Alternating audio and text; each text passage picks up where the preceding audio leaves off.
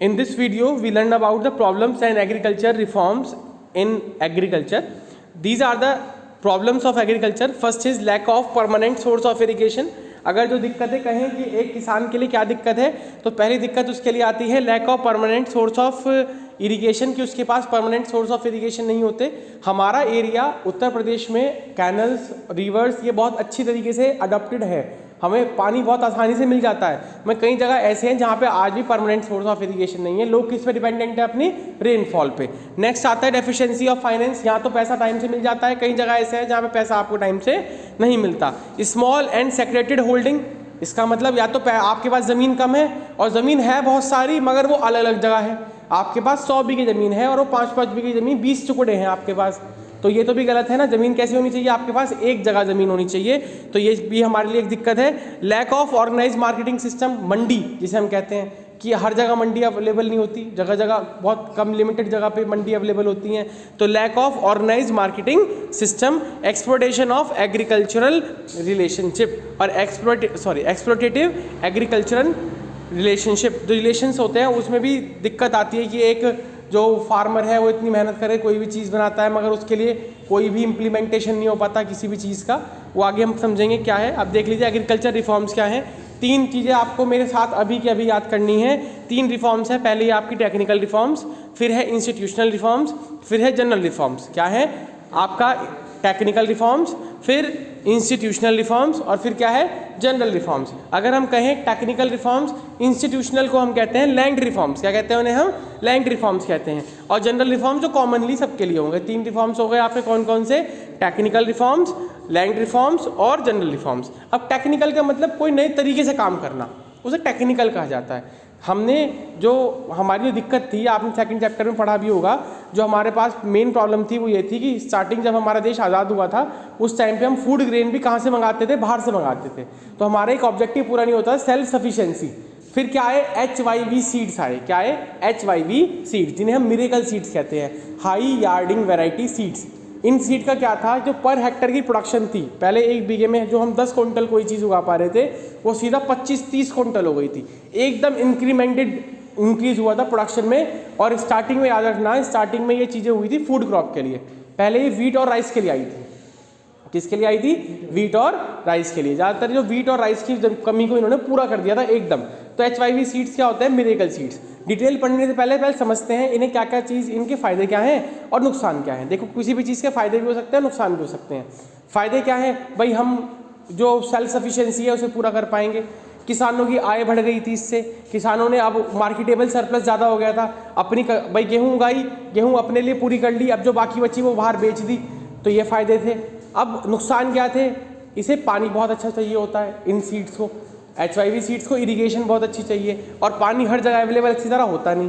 पहली दिक्कत. दूसरी कि इसके ये बहुत एक्सपेंसिव होते हैं. क्यों एक्सपेंसिव क्यों होते हैं? इसमें पेस्टिसाइड चाहिए होते हैं, इसमें इंसेक्टिसाइड चाहिए होते हैं, जो हमें क्या करते हैं? कॉस्ट को बढ़ा देते हैं. ठीक है, तो पैसे बहुत चाहिए. दूसरी बात, इनकम इनइक्वालिटी कर देंगे. जिसके पास पैसा है वो तो इन्हें करके और अमीर हो जाएगा और जिसके पास पैसा नहीं है वो और गरीब रह जाएगा. तो ये दिक्कत थी. रिस्क ऑफ पेस्ट अटैक, अगर आपके पास पेस्टिसाइड नहीं है तो ये सारी फसल आपके कीड़े खा जाते हैं. कीड़े बहुत ज़्यादा नुकसान करते हैं. इसमें सबसे जल्दी अफेक्टेड होते हैं, इसमें कीड़े जो होते हैं एकदम खा जाते हैं इस फसल को. तो ये नुकसान भी थे. अब देखते हैं इसमें पढ़ते हैं क्या है. टेक्निकल रिफॉर्म्स में आपका पहला आता है यूज़ ऑफ HYV सीड्स. तो highly yield variety seeds are better quality seeds under which the highly productive and disease resistant. This yard from the seed exceed from 25 to 100%.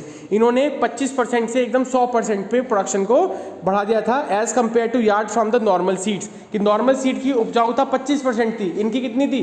100%. ठीक है, फिर देख लीजिए इसमें क्या है. These seeds have caused a substantial rise in crop productivity which lead to green revolution, जिसकी वजह से अब हरित क्रांति कहते हैं इसे. ग्रीन रेवोल्यूशन क्या है? ग्रीन रेवोल्यूशन तब हुआ जब हमने HYV सीड से हमारी प्रोडक्शन बहुत ज़्यादा होनी शुरू हो गई.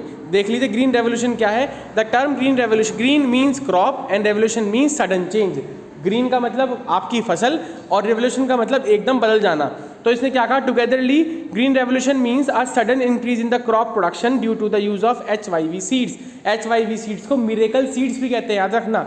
Who are the miracle seeds? HYV seeds. Full form high yarding variety seeds.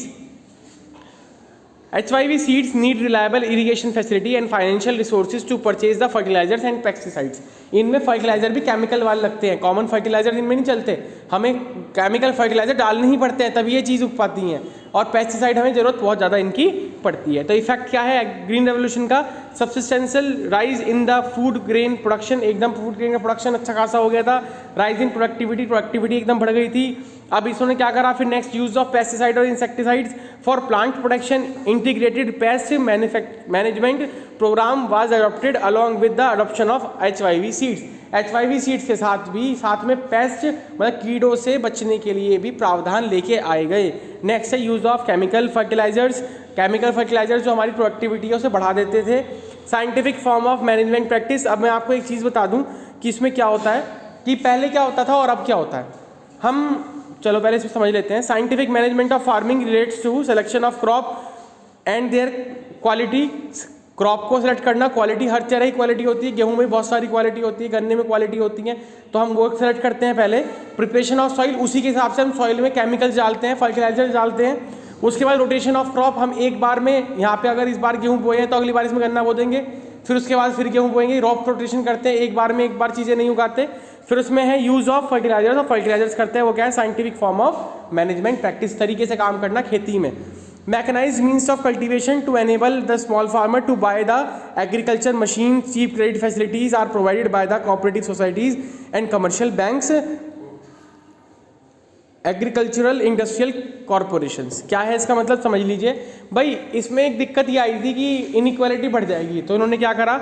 Mechanised means of cultivation ले आए, सोसाइटी इन्होंने बनाई, मेंबर सोसाइटीज़ बनाई, जिससे ग्रामीण बैंक बनाए इन्होंने, जिससे जो छोटे किसान हैं उन्हें पैसा मिल जाए, उन्हें किस्तों पे क्या मिल जाए? ट्रैक्टर मिल जाए, जिससे वो अपनी खेती को अच्छी तरीके से कर पाएँ। The next topic is features of green revolution. क्या क्या फीचर्स थे ग्रीन रेवोल्यूशन के?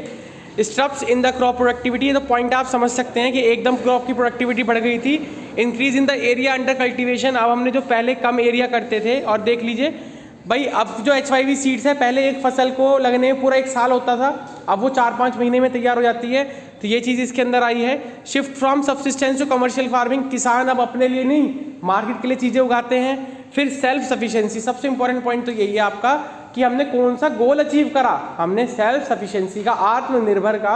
आपका आ भी सकता है क्वेश्चन, आत्मनिर्भर भारत की जो पहल है ये पहले कौन से ऑब्जेक्टिव ने पूरी करी? तो आप कहोगे ग्रीन रेवोल्यूशन में 5 ईयर प्लान का जो ऑब्जेक्टिव था वो इससे पूरा हुआ था। आत्मनिर्भर बने थे, जो चीज़ें हम बाहर से लेके आते थे वो चीज़ें हम बाहर से लेके नहीं आए, हमने अपने देश में ही वो चीज़ें बनानी शुरू कर दी। फेलियर क्या थे, नुकसान क्या थे, देख लीजिए। रिस्क ऑफ पेस्ट अटैक, कीड़े मकोड़े बहुत जल्दी खाते थे। Risk of increase in the income inequality, income inequality बहुत ज़्यादा हो जाती थी उनकी। लिमिटेड कवरेज ओनली, हर जगह HYV सीड्स अप्लाई नहीं होते थे, ये बात ध्यान रखना। हर फसल में HYV सीड नहीं चलते, कुछ फसलें हैं जहाँ पे चल सकते हैं। और confined to the food crop, और ज़्यादातर किस पे डिपेंडेंट थे? वे फूड क्रॉप्स पे, ठीक है।